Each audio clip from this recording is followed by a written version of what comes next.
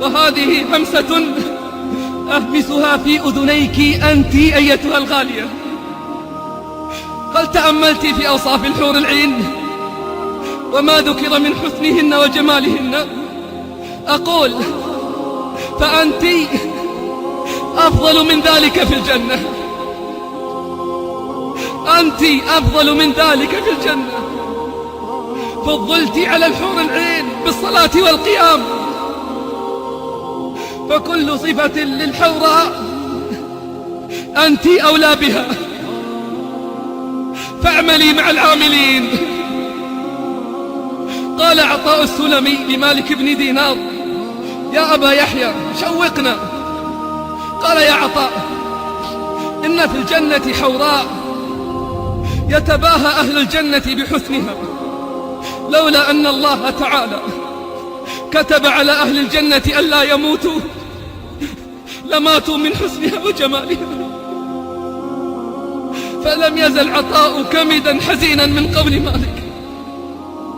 عن يزيد الرقاشي قال: بلغني أن نورا سطع في الجنة، لم يبق موضع في الجنة إلا دخل من ذلك النور فيه.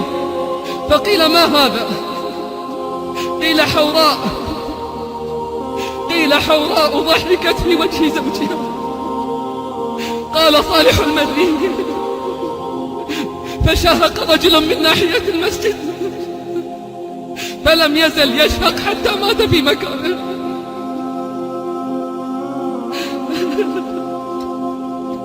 ولقد روينا أن برقا ساطعا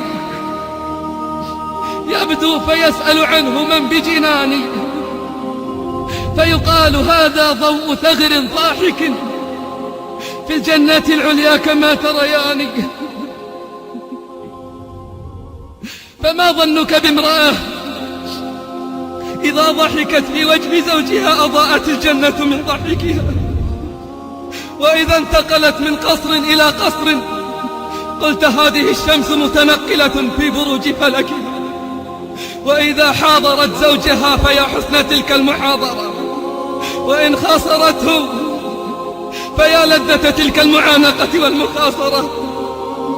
وحديثها السحر الحلال لو أنه لم يجن قتل المسلم المتحرز، إن طال لم يملل، وإن هي حدثت ود المحدث أنها لم توجز، وإن غنت فيا لذة الأبصار والأسماع، وإن آنست وأمتعت فيا حبذا تلك المؤانسة والإمتاع، وإن قبلت فلا شيء أشهى من ذلك التقبيل، وإن نولت فلا ألذ ولا أطيب من ذلك التنوير.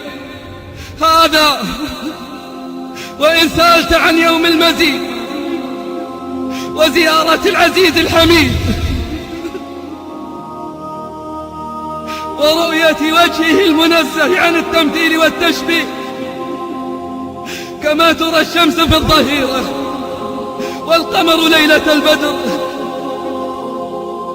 فذلك موجود